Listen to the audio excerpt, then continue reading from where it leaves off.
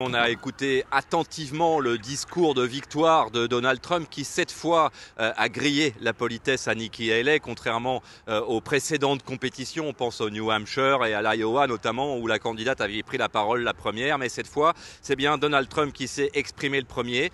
Et pas une seule fois dans son discours, qui pourtant a été un discours fleuve comme à son habitude, pas une seule fois il n'a prononcé le nom de Nikki Haley. Ce n'est évidemment pas un hasard, c'est une manière, la manière de Donald Trump de considérer qu'effectivement elle est hors compétition, elle est hors course en tout cas, puisqu'elle a perdu dans son fief ici en Caroline du Sud, cet État qui l'a fait politiquement, cet État dont elle a été la représentante, puis la gouverneure.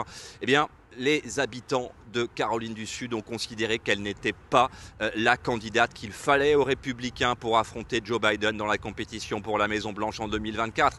Donc, une mort politique au moins temporaire, puisque il y a bien une chose que l'on sait en politique américaine, c'est que la résurrection est possible, et c'est clairement ce qu'est en train de démontrer Donald Trump. Souvenez-vous du lendemain du 6 janvier 2021, il était inimaginable de revoir Donald Trump concourir en politique. Les Républicains eux-mêmes étaient en train de tourner la page. Ce n'est pas du tout la situation dans laquelle se trouve aujourd'hui l'Amérique. Donald Trump sera inévitablement le candidat républicain pour cette présidentielle de 2024, sauf rebondissement qui pourrait venir de la justice, par exemple, ou d'un pépin de santé, puisqu'il faut le rappeler, même si on parle beaucoup de l'âge de Joe Biden, Donald Trump n'est que plus jeune de quelques années.